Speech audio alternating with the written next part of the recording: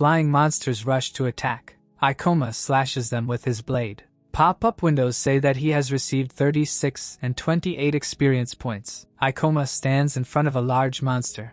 He spews fire at it using the flame splash skill. Ikoma flies high into the air. He lands on a traffic light and prepares to attack.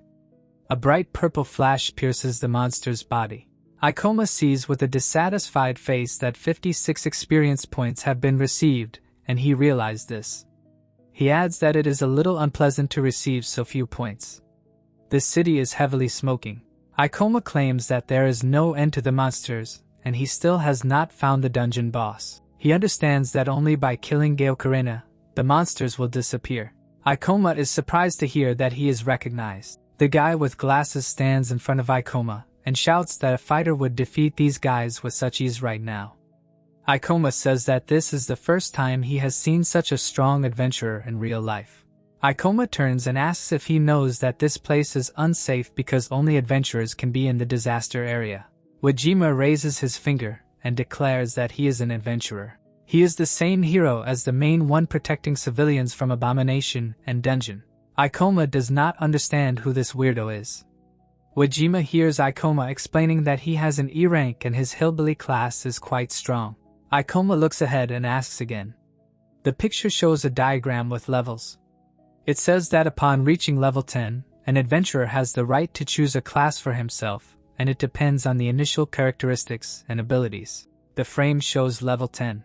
It is explained that the characteristics depend on how you distributed them in the first place. The window says redneck. He thinks that among all the variety of classes, there are representatives of rednecks. The guy in the hat looks down sadly. It is explained that this class can be obtained by evenly distributing all the characteristic points. But in the end, they do not have any special skills or abilities. He smiles, raising his finger. It is said that among adventurers, this class is considered the weakest of all because even beginners in the guild are never told about this class and are not shown. They advise developing 2 or 3 characteristics to get a useful class. Jima laughs and says that although this is a rare class, it is completely useless. Ikoma looks down and thinks that most likely the interlocutor did not know how to properly distribute characteristic points, and in the end it all led to this outcome. Jima whispers whether it is true that Ikoma, the owner of the rare class of the Master of Gravity, is in front of him. Ikoma stands in front of him and asks where he is from while the guy exclaims that Ikoma is a true legend of the Adventurers Guild and everyone knows about his achievements. Ikoma happily holds up his smartphone and states that he also knows about them from Hashinen videos. She looks out from the side of Ikoma. He does not understand as she really tells everything in her videos. Someone says that he was even lucky enough to meet such a cutie. Kojima stands behind Ikoma and claims that he is very jealous and they will meet someday because he would like to control gravity, calling it a useful skill. Ikoma goes forward apologizing for not having time for idle chatter, and he needs to go. The guy furiously asks to go with him because such a chance comes once in a lifetime. Ikoma turns around and asks if he really has an E rank, clarifying that he is probably level 20. Ikoma assures that the local monsters are too tough for him. Ikoma tells him that he is chasing the dungeon boss and if he wants to help, he needs to find people and escort them to the shelter. The guy smiles. He takes out a green crystal. He holds it in his hand and activates the splitting of objects. Ikoma directs it at Ikoma and heals him. He confidently states that the villager has a skill that allows him to transfer the characteristics of a destroyed object, and his power can help in catching the boss. Ikoma thinks with a serious face that the guy is very persistent, then says that in any case, he can handle it alone. The smartphone beeps from a notification saying that he needs to catch the boss as soon as possible, and he does not have time to team up with someone he does not even know. Ikoma holds the phone and is happy that he finally received an answer. The messages contain a request to start a stream to find the dungeon boss, and then that he looks like a small slime. He sends him a link. The picture is the profile of Hashinen, a dungeon explorer. The girl stands in front of the camera and claims that she is broadcasting from the epicenter of the dungeon disaster. The area is covered in monsters and she needs help. She holds a piece of paper and screams for help finding the monster, asking to leave photos with this monster with a hashtag. The picture shows a photo from a viewer and his comment. He was so fast. Then another picture and a caption that the boss is very elusive and the fan barely managed to take a picture. Hashinen at this time says that she will be grateful for any activity and let no one be fooled by the appearance of the slime, assuring that in fact he is extremely dangerous. The picture shows statistics. He is happy that thanks to the popularity of the girl, almost 2 million retweets have been collected, and so he will be able to track Gale Karina's movements in real time. Ikoma thinks with a grin that he cannot hide with such a trump card. There is a photo of the monster in the smartphone. Ikoma thinks that this is the last tweet where he was seen. Against the backdrop of buildings, he reflects on the fact that although he now knows about movement, he is still very fast and he needs to come up with a tactic to trap him. He scrolls through the posts and thinks that he needs to write about Satsuki and Mio because they are not far from the place where Gale Karina was last time. Ikoma feels Wajima behind him. He turns around and asks his name. The guy puts his hand to his head with a smile and calls himself. He replies that he is now going to another place where he was the boss last time. Ikoma looks at him and says that he still doesn't think he should go with him, but if he wants to, you can join him. A happy Wajima raises his fists. Wajima runs after Ikoma and shouts that it's incredible because he is going to clean up with the Tokyo legend. He rejoices and says that no one can hide from their incomparable duet. The guy reminds him that he is not obliged to help him. Ikoma picks up a smartphone. Wajima asks what he is looking at there. He replies that he has drawn up an approximate route for the dungeon boss. The picture shows a map. He says that based on the data he received, he realized several things. The first is that he is constantly moving north. Wajima is surprised to hear that. The second is that he prefers to be in the shade, be it trees, bushes, alleys. The picture shows schematic houses with a monster. It is said that he has a theory that he specifically avoids sunlight because he is afraid of being dried out in the sun. The picture shows a pointer to a point. It is explained that based on all this, they need to attack suddenly, and then when he tries to escape, you need to direct him to the alley they need from which there will be no exit. Wajima puts his finger to his face and says that all this is some kind of trap for the boss. Wajima looks at Ikoma and says that this is the first time he fights a dungeon boss because he has never seen how the pros work in action. The admiring hero looks at Ikoma and says that Ikoma is incredibly cool because he came up with a plan to catch the boss in such a short time. It is written that Wajima thinks that Ikoma is younger than him because he has achieved so much despite his young age. He thinks that it is not surprising because he is actually 28 years old and has spent his whole life in the dungeon. Wajima says that he reminds him of his older brother. He was incredibly strong, smart, and had a great sense of humor. He began to cry because of the memories in which he was always compared to him. Ikoma looks ahead, not knowing how to respond to this. A new notification comes to the smartphone. The picture says that a serial killer nicknamed the Satomu Kira is rampaging in this area and let this in no way relate to the capture. The frame shows the villain. Ikoma thinks that he kills only high-ranking adventurers and collects loot from them as a trophy. Ikoma looks at his phone, thinking about how the once strongest adventurer, whose class is based on summoning familiars, was rampaging even in the past timeline. The picture shows a newspaper, explaining that even a special unit could not catch him, and those who managed to face him in battle never returned alive, adding that Satomu ended up here at the site of the disaster. Against the background of the city, he states that he cannot consider this a coincidence. In the frame, there are villains. Ikoma is sure that they were hired by the Chimera Fawn. Akasha is standing in front of the ring. It is said that she came to take the Ring of Wisdom. Ikoma looks ahead thinking that the former strongest adventurer is one whose strength is much higher than mine, and whether he will be able to give him a worthy rebuff. Wajima looks at him and asks if everything is so because he is now making such an expression. Ikoma with a displeased look states that everything is fine. Wajima kneels down while he thinks that he needs to kill the boss as soon as possible. The guy notices that a serial killer has been spotted in the area. Wajima is confused when he hears that according to the tweets, he was seen in a family restaurant nearby and it seems that he encountered a special unit, but he managed to escape. Ikoma stands in front of him and explains that for an E-rank adventurer, this is too dangerous and if they meet, they need to run as fast as they can. Ikoma pokes at his smartphone while Wajima is shiracking in fear. Ikoma sees that this is a new tweet with information about Gale Karina. The pop-up window says that he was so surprised to see a huge slug and unfortunately did not have time to take a photo, but it headed outside. Ikoma understands that it is very close and a little more, and they will be able to catch it. The guy holds his head and cries, realizing that he will send the information to the chat, but Mio and Satsuki. Ikoma turns to Wujima saying that he has already received information about Gaokarina's location. Ikoma with a straight face says that he will need his help to defeat him. Wujima with glassy eyes looks forward. He clenches his fist in anger. Wujima loudly declares that he understands everything. Ikoma stands next to Wujima and says that the boss hates sunlight and they are taking advantage of this time. The picture shows two arrows saying that they will deliberately change the route. It shows a diagram of the characters saying that he will scare him, and when he tries to hide he will run into an alley and wait there. Ikoma looks at Wujima and asks again if he can handle it because all he has to do is kill him, and it will be enough to just catch him. Wujima points his finger up in admiration and says that he has just the items that he can break. He strikes a pose and claims that he will defeat the monsters around.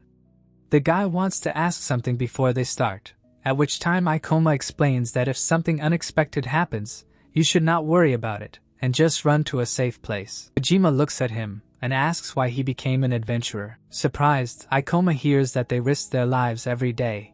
He sheepishly continues to say that this is not the most rewarding and profitable job, and he wondered why he chose this path.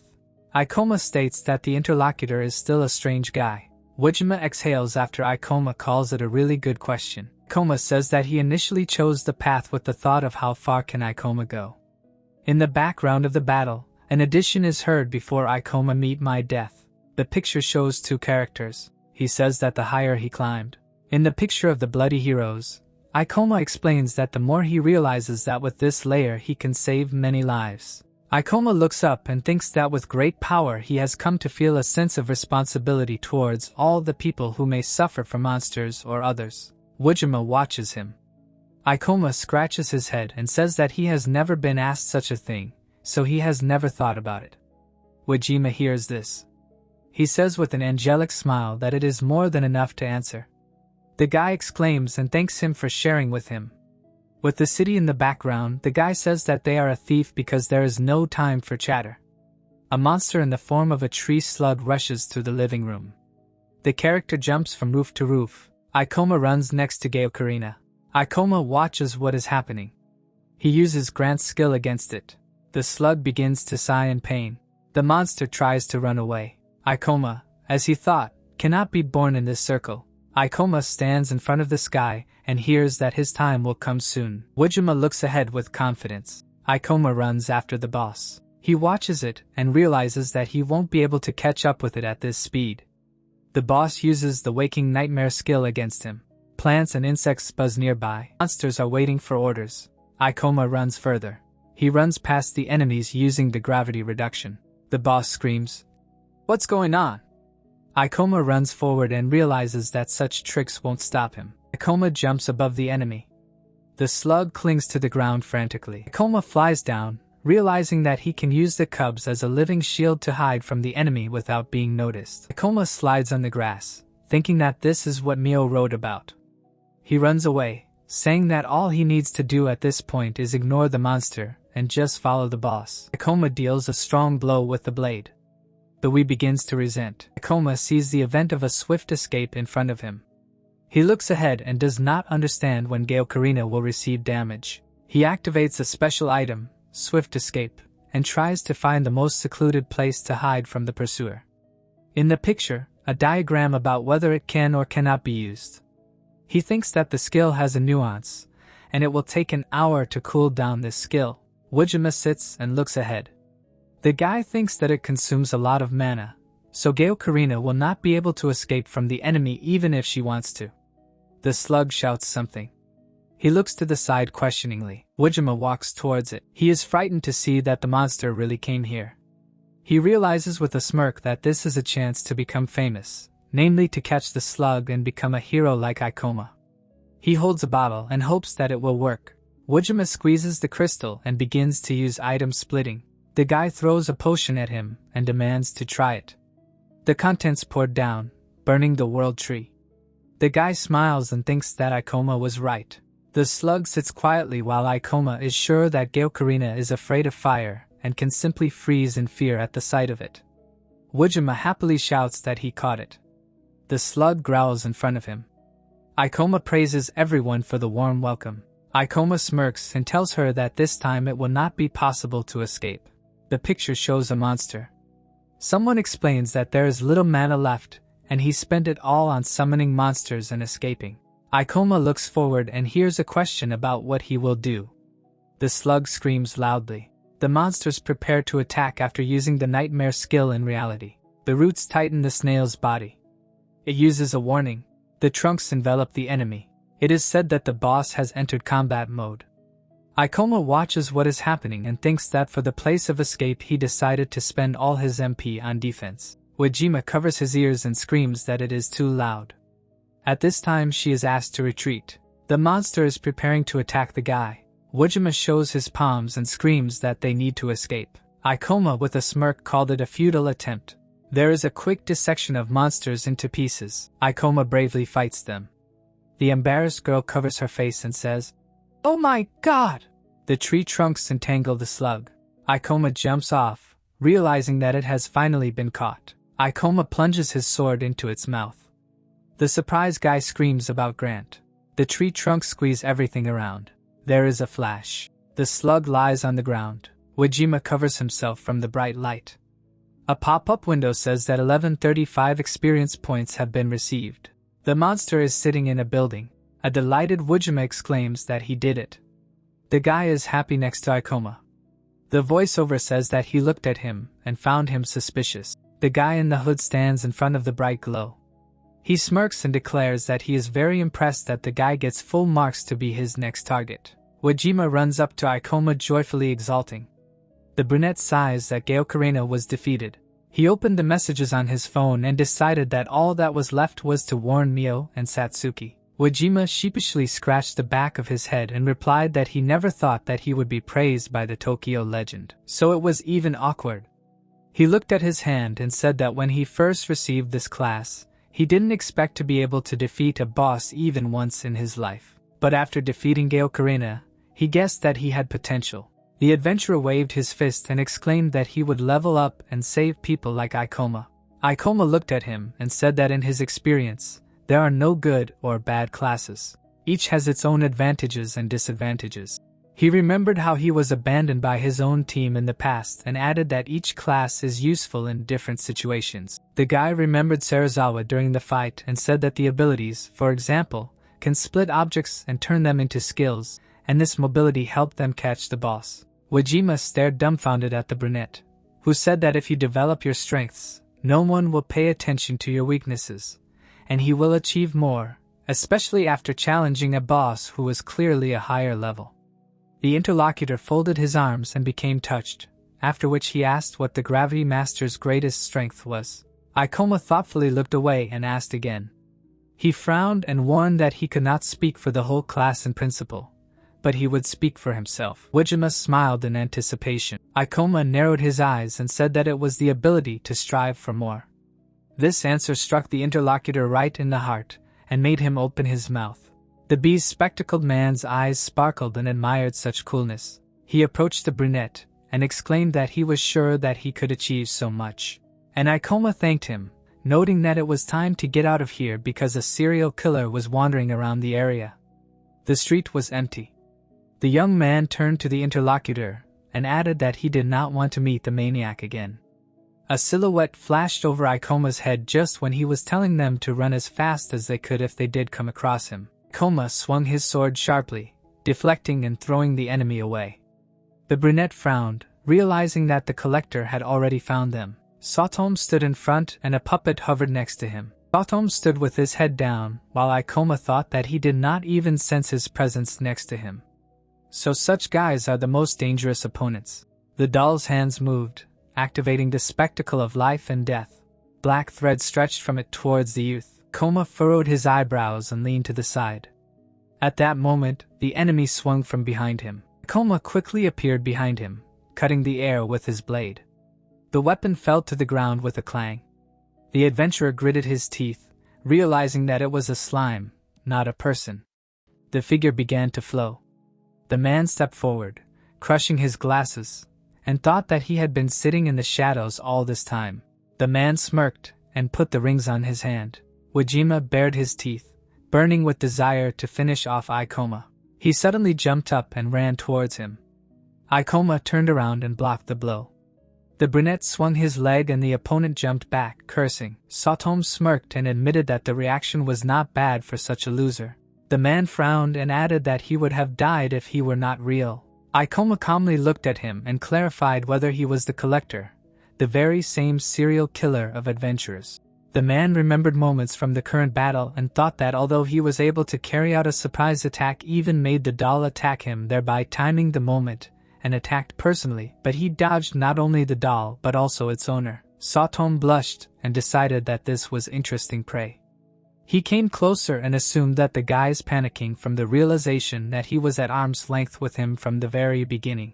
Ikoma narrowed his eyes and said that he always knew that it was him hiding behind Wajima's. The other man gritted his teeth in displeasure and asked again. Ikoma presented the system window and remembered that Satomu was a legend among adventurers. And even in the previous timeline, no one knew anything about him. No relatives, no face, no past, and even his class was hidden from everyone. The guy remembered Akasha and thought that the Ring of Wisdom was able to show the class of anyone he pointed to. Although unfortunately, it took a lot of mana to use this skill. The brunette presented a tablet with the reserve skill, which reduces the use of mana when activating items.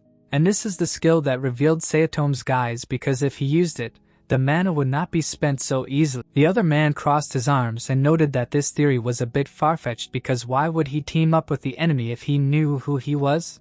Ikoma introduced the monster and replied that firstly he had come up with a great plan to catch the monster, which required a second person, so he used him. The young man pointed at Satomu and added that the collector would not have attacked while the boss was rampaging around the area.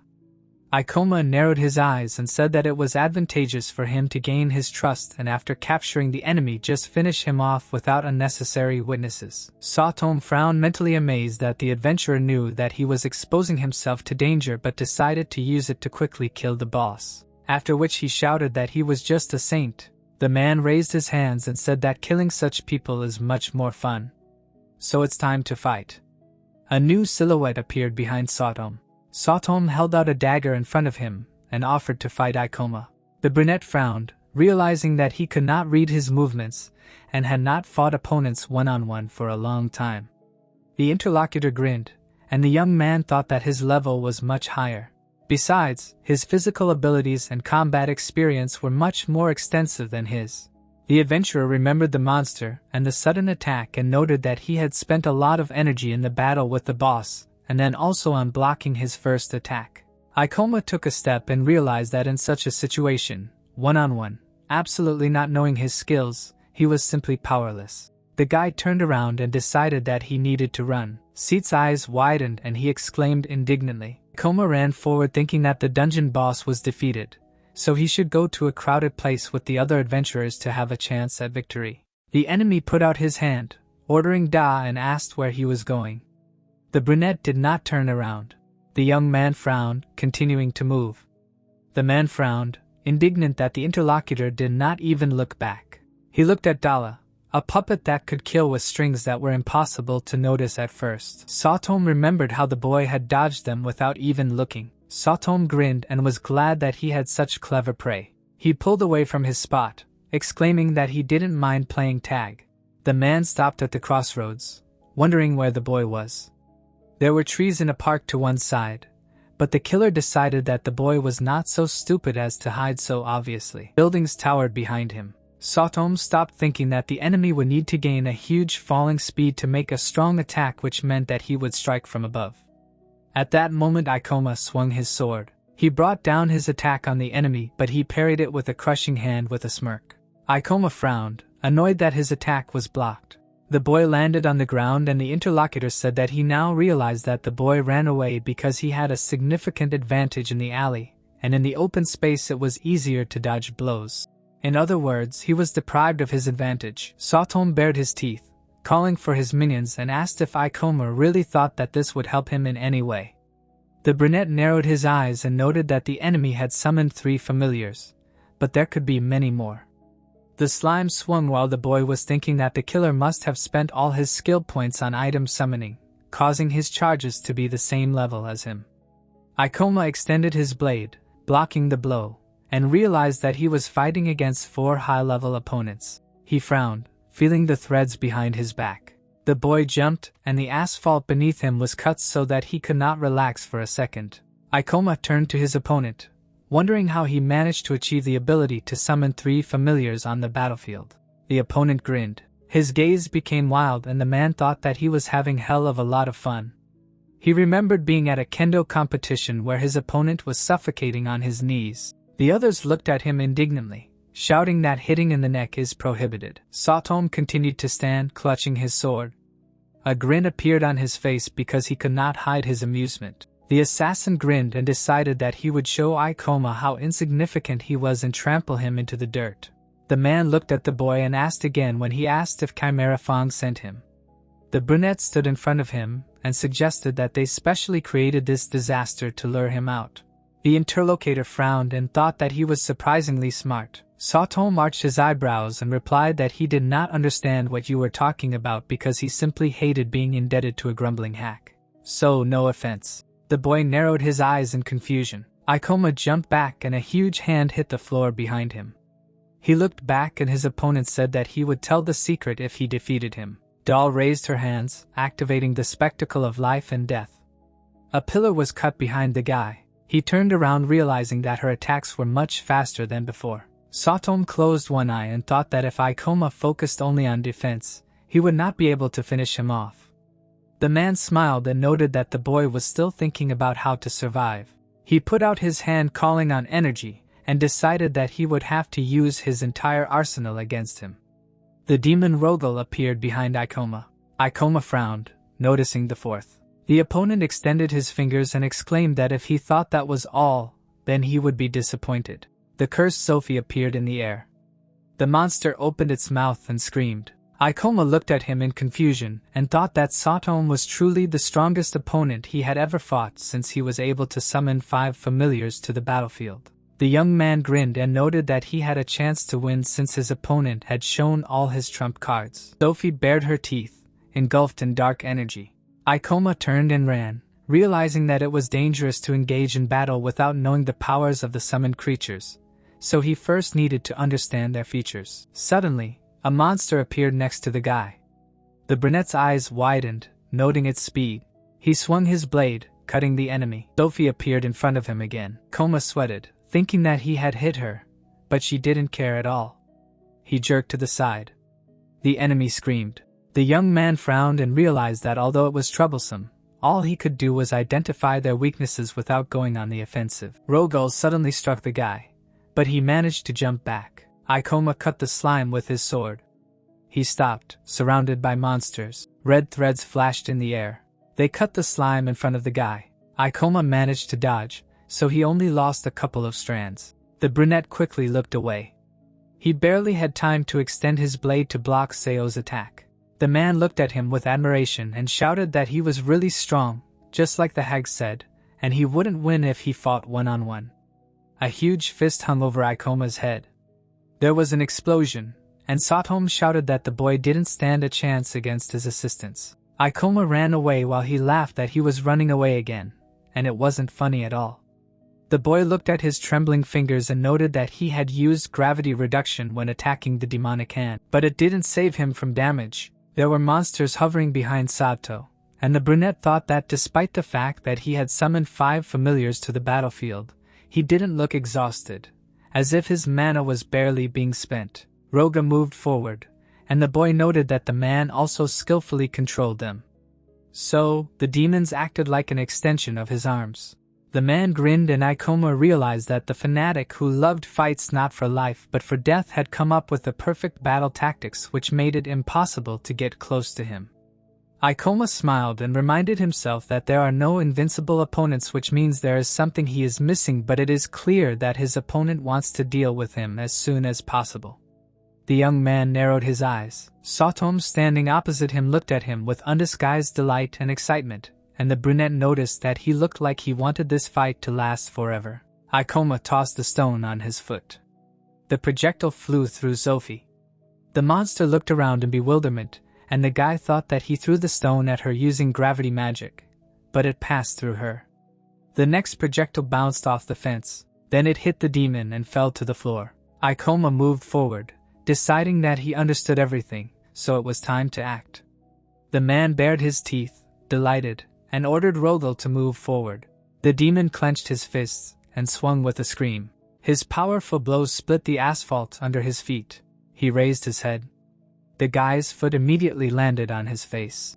The monster fell on his back and the young man immediately jumped back to the traffic light. Soom froze looking at the guy and thought that he dodged so gracefully that he almost fell in love. The brunette stood on a pole and Satom decided that in such a position he could easily finish him off. A red net appeared next to the guy and Sophie was approaching from behind with a scream. Ikoma highlighted two demons in his mind and noted that only they could attack him in the air. Ikoma raised his blade, calling on energy, and used Gravidia increasing gravity in the selected area. The net fell on Sophie and he squealed. Satom gritted his teeth realizing that this was a trap for his familiars. He remembered the boy throwing 2 rocks at the demon, and realized that the adventurer had figured out that direct attacks wouldn't work on Sophie. The pillar was engulfed in purple magic. It fell right on the demon's head. Doll was standing nearby and the man realized that her threads could hurt Sophie's body, so it was important to watch her attacks. Satom sweated, realizing that the boy had figured out the weaknesses of his 2 strongest familiars in such a short time. So, he needed to retreat and restore Da and Sophie's strength. Ikoma stood behind his opponent. He smirked and noted that just like that, the enemy's strength disappeared in an instant. The monster lay on the ground, groaning. Roll stood up, rubbing his head. So, 2 of the 5 were eliminated from the game. Doll froze, disoriented due to accidentally attacking her comrade. Ikoma clenched his hand holding the ring and thought that now that his main trump cards were down, the real battle would begin. Satom looked back at the familiar that was an extension of his master's arms and realized that he had relaxed too much, allowing the 3 of them to attack at once. He frowned and thought that he would have to rely on himself to defeat this agile bastard. The man clenched his blade and remembered that he wanted to finish this quickly, but he himself could end up being prey, so the hag was right to be afraid of him. A glowing silhouette appeared in front of Satom's face. Akasha swung her blade, activating the sword of Zeus, and the opponent barely managed to dodge. The girl frowned in displeasure. Satom paled, realizing that this bastard had sent his familiar to him during the last battle. A huge hand appeared near the brunette, and the killer thought that he was still alive and could squash the guy like an annoying bug. Akasha looked at the man. She smiled brightly at him. The rival grinned and declared that her master was finished. Ikoma swung his sword, cutting the slime. The enemy raised the weapon above his head. The brunette parried the attack again. He narrowed his eyes and thought that no physical attacks worked on the slime, so he would have to use magic to destroy it. Rogel loomed over the boy, preparing to strike from behind. The adventurer jumped back, thinking that he had tried to disable it by hitting it with the double gravity of a falling traffic light, but it hadn't worked. Akasha had extended a glittering blade, and Ikoma thought that he had summoned her for exactly 30 seconds, and in that time, he needed to deal with the remaining familiars of the enemy. The guy smirked and said, "Let's go." He rose from the ground engulfed in purple magic. A demonic hand hung above him. Ikoma plunged his blade into it using meteor slash and reverse gravity. The blade pierced the demon's eye and it screamed. The brunette jumped on top of him and declared that he would be patient. The monster looked around looking for Ikoma. The youth swung his blade and attacked him with meteor slash. The slime watched as his comrade fell to the ground. Ikoma turned to him, summoning a magic circle and thought that he was next. A bright sphere blew away the slime and only a sword remained on the asphalt. The city darkened and Seat's voice was heard shouting to get away from him. Akasha lay on the ground and her body began to evaporate. The man turned around trying to understand what was going on. His eyes widened. Doll's remains were lying on the ground. Ikoma suddenly found himself behind Satom. Satom urged to turn around and parry the blow. The dagger fell out of his hand and he thought it was some kind of joke. The monster was lying face down.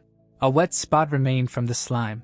Ipsis' demonic hand was lying nearby. Doll's puppet was disassembled into pieces. Sophie was unconscious. Satom asked if Ikoma had killed them all. The brunette tilted his head and wondered if the toys had run out, and now only Satom was left. The man gritted his teeth and cursed. He leaned his elbow on his knee, thinking about how after defeating the familiars, he wouldn't be able to summon them for a while because they needed to fully recover before summoning them again. So the man was left unarmed. The ring on his finger glowed as Sapham remembered that he still had some mana left. A Dorlin appeared in the air with white wings. Ikoma narrowed his eyes, noticing that another familiar didn't seem dangerous. Satom looked at the angel and thought that she could heal his wounds and restore his mana a little. He frowned and decided to use her to escape, lie low, and attack the boy with renewed vigor.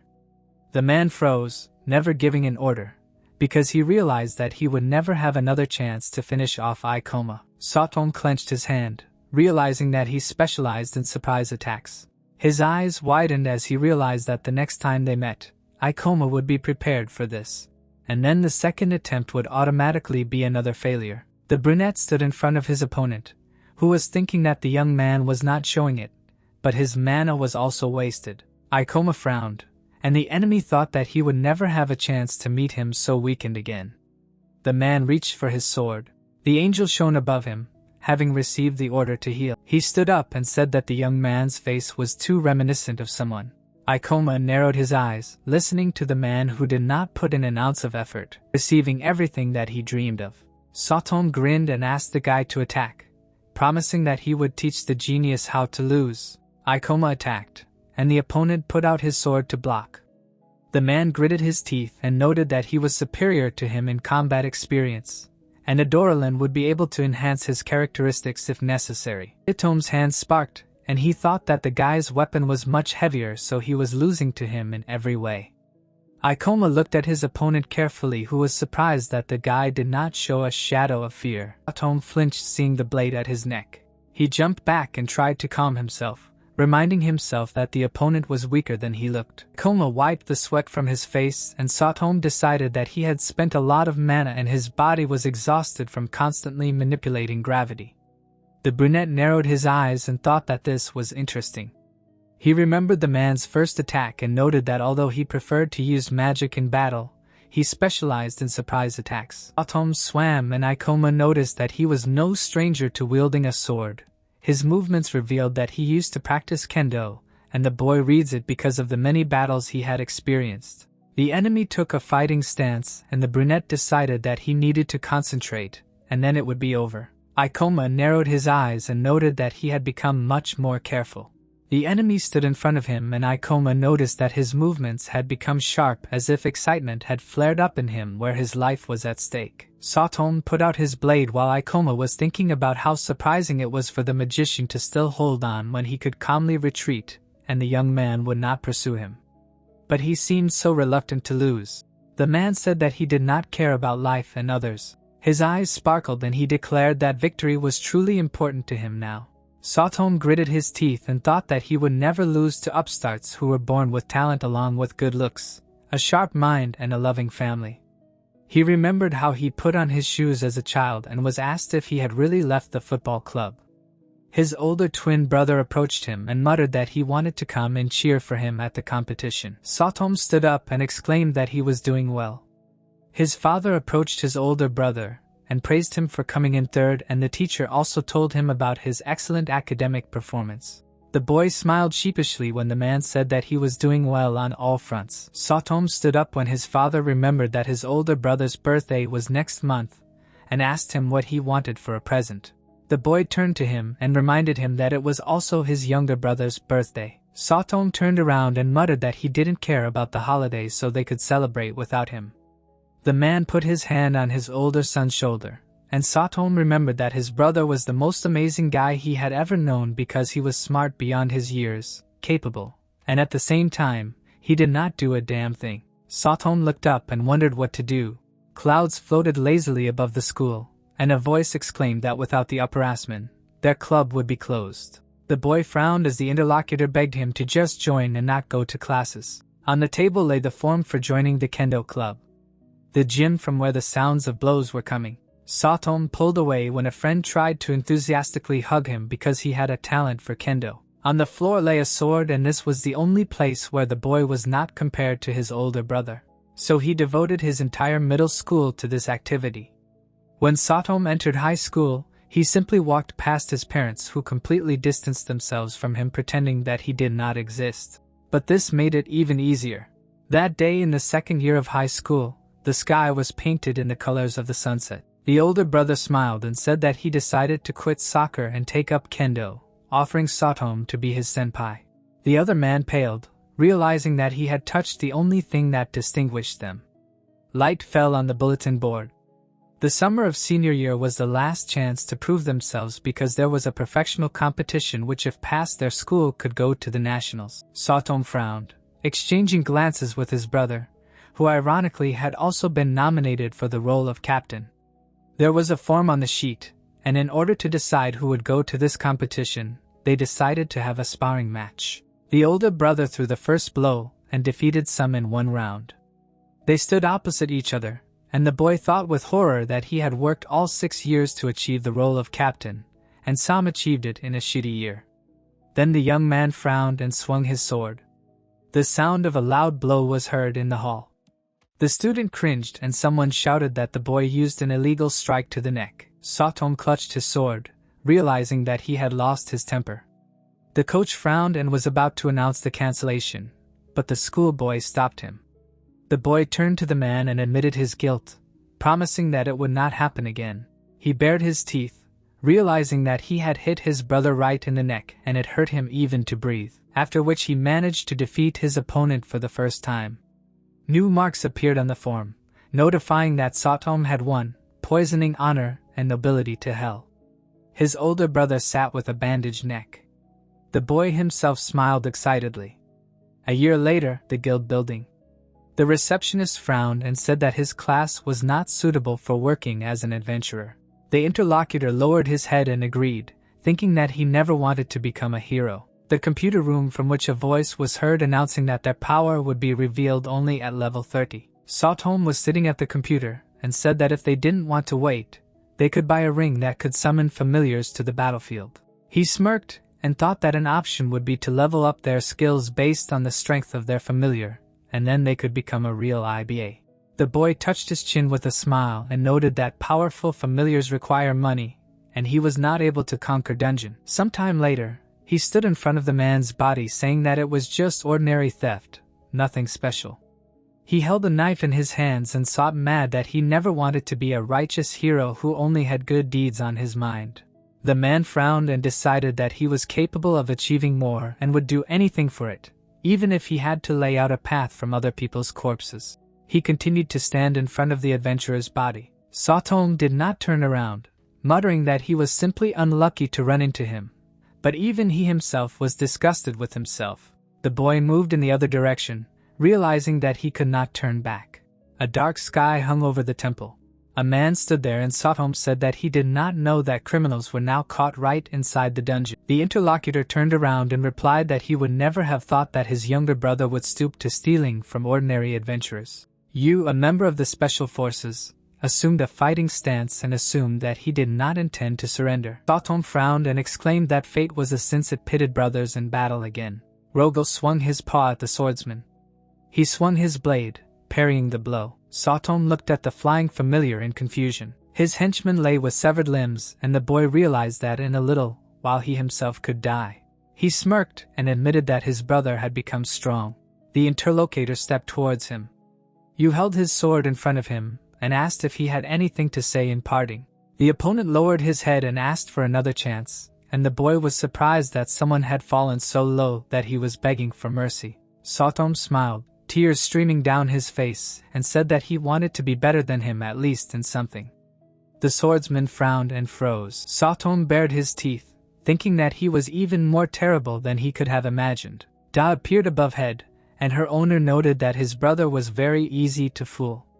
The man turned around in surprise. Blood splattered. Satom looked down at the severed head and said that he had now surpassed him, knocking out the genius. He turned around and promised that he would kill anyone who would hinder his ascension. Now the swordsman stood in front of Ikoma, thinking that he had become stronger, smarter, and had many familiars. Satom blocked another blow.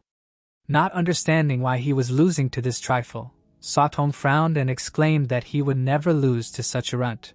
He took a fighting stance and reminded himself to just focus and watch his movements. The brunette stared at him and Satom noticed that he was acting too confident, but if he didn't attack, he would simply kill him. Ikoma moved to the side, deciding to close the distance. At that moment, Satom lunged and struck his neck.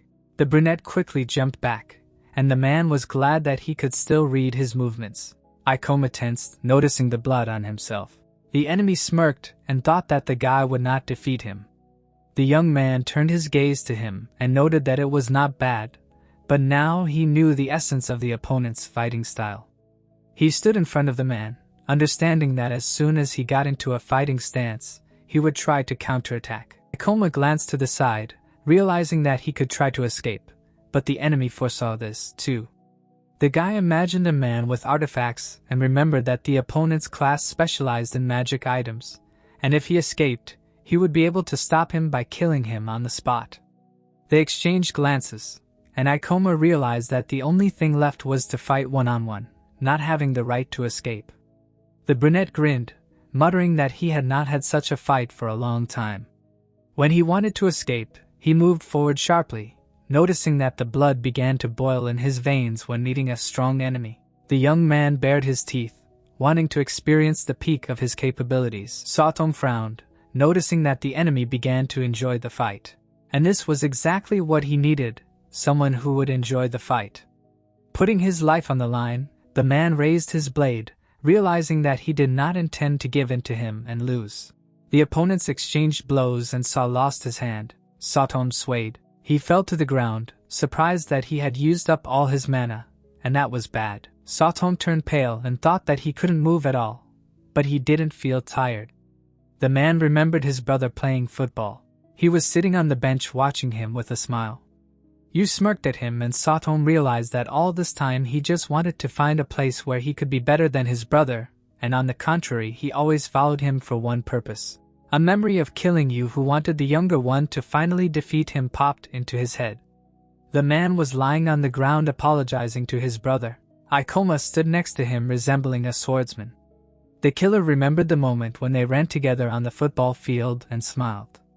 A blade was put to his throat, and the brunette reminded him of the promise. Ikoma imagined the moment when the rival said that he would share a secret if he lost. The boy looked down at him and demanded to know about Chimera Fong and who was hunting him. The bridge over the road was empty. Suddenly, a glow appeared on it. Ruka touched her chin, removing the stealth skill, and thought that she did not expect Satom to lose to anyone, which meant that the boss was right to ask her to follow him from afar. She took out her weapon and decided that she now knew everything about him, skills, strengths, and weaknesses. Ikoma stood with his back to her, and the girl noticed that he was very exhausted from the fight so he could be calmly eliminated, and he would not even notice his own death. Ruka, a magical musketeer, took a gun. Ikoma pointed his sword at the enemy, realizing that this man was not here by chance, and this whole catastrophe was a big trap that he fell into. The young man remembered Kikuyu and Arisu and decided that it was all for the sake of taking the Ring of Wisdom from him. He imagined a silhouette behind the enemies and assumed that there was someone else behind Chimera Fong who could create artificial artifacts, and whom the guy had definitely never met before in his first life. The man looked at the brunette and said that he did not know who he had pissed off so much that the old woman sent him away. He grinned and added that he had an assumption that would not please him. Satom smiled when Ikoma asked again and said that this guy was a vengeful who would never leave anyone who crossed him. Ikoma frowned and the interlocutor noted that he himself had already realized this. Satom looked down and said that this man was from a special forces unit and not a sucker but a big shot among them all. The young man's eyes widened in surprise. He imagined a tall building and remembered that in the previous world line, the Ring of Wisdom was lost in the research center of the special forces that guards and studies portal disasters. The brunette realized that he would be in big trouble if the interlocutor did not lie. Now the guy imagined 3 people and thought that one of the high-ranking officials of the Chimera Fong's special forces worked with political organizations in his past life. So it was more and more likely that he was telling the truth. The rivals looked at each other. The girl took a few steps and decided that it was time to end this conversation before Soton blurted out too much. Ruka took her weapon and realized that Ikoma was the highest priority target and a big obstacle for the organization, after which she activated Magic Charge. Ikoma looked at the interlocutor and asked if he had any evidence because so far these were just empty speculations. The man looked at him and was about to say something. Suddenly his eyes widened. He noticed a flash on the bridge behind the young man. Tom jumped up abruptly, grabbing the dagger with his remaining hand. The brunette frowned, thinking that he wanted to run away. Suddenly, a blue beam pierced Sotom. He fell to the ground, gritting his teeth. Ikoma looked at him, realizing that it had just been a shot from a magic weapon and aimed at the young man, but the rival covered him with his body. Sotom raised himself, bleeding, and muttered that if Ikoma wanted proof, he should find this old hag, who would tell everything. The man smirked and raised a finger. He pointed at the girl on the bridge and added that in order to find the woman, the guy should not let the shooter get away. After these words, Sotom fell to the ground. Ikoma looked at the system windows that appeared, notifying that 17,435 experience points had been received, and the level had been increased from 58 to 61. The brunette frowned, muttering the name of the deceased opponent, and realized that he had received experience points for the death of a person. He turned around, reminding himself that this was not the problem. Now Ikoma remembered the moment of the shot and noted that the magic musketeers were long-range fighters who used magic weapons, imbuing them with their mana. The street was empty and Ikoma realized that the situation was playing against him as much as possible because he did not know where the shooter was and besides he had no mana left. The man was lying on the ground and the only thing the brunette had was his direction. Ikoma turned and quickly ran forward, deciding that he would have to trick the enemy into retreating. Ruka jerked, not understanding why the young man had run here and assumed that he could still fight. Dark hands appeared behind the girl's back while she was thinking that this was nonsense because it was impossible not to be exhausted after such a protracted fight. So, she needed to concentrate and not fall for this provocation. Suddenly, her body and gun were seized by black energy. Satsuki frowned and ordered to stand still. Satsuki squeezed her staff, standing in front of the bridge. The brunette gritted her teeth and jerked. A bright beam hit the side of the girl. Satsuki did not move, staring ahead. Her rival sweated, not believing that she had missed. She clutched her weapon, thinking that this was a member of the Ikoma group, who despite their appearance, was a formidable opponent, so they needed to shoot the target as soon as possible. The brunette flinched, hearing a clanking sound behind her. Ruka turned around, cursing. She barely managed to raise her musket, blocking Neo's crimson blade. Ikoma frowned, noticing that his comrades had found him. He remembered that he had sent them a message and coordinates before the boss battle, and the girls had arrived just in time. Ruka gritted her teeth, not expecting another enemy to appear, and thought that at this rate, there was nothing else to do. A powerful explosion was heard. Satsuki looked ahead and exclaimed that this girl must be from Chimera Fong. She approached Mio and asked if she had won, but she replied that the shooter had managed to escape. Ikoma narrowed his eyes and thought that this was even better for them. The partners were standing in front, and the young man assumed that they were probably tired from fighting monsters, and he himself had spent all his mana. So if he ran after the enemy, someone could get seriously hurt. Ikoma approached his partners and thanked them for coming in time, and Satsuki asked what was going on. The brunette looked away and said that there might still be a musketeer nearby, so it would be better to talk when they got to a safe place. The three moved along the deserted streets. A black shadow flashed in one of the alleys. Ruka crouched down, clenching her teeth, and deactivated the shadow step, allowing users to move in the shadows unnoticed by others. She frowned, remembering Mio, and thought that this gorilla ruined her entire hunt, so next time she would finish her off first. There was blood on her shoulder, and the girl realized that with such a wound, she would not be able to complete the task. The girl leaned against the wall, closing her eyes, and remembered that her class specialized in eliminating a single target, but the arrival of his comrades had completely ruined her chances of success. Ruka frowned in displeasure, recalling how she had asked her boss if she really needed to back up this man. She stood in front of her superior, who replied that Sophom would most likely manage without her help. But it wouldn't hurt to be extra careful. The old woman leaned on her hands and added that their client had made it clear that he would not tolerate another failure, and if they failed this time, it could be the end of the entire organization. Ruka lowered her head, illuminated by the glow,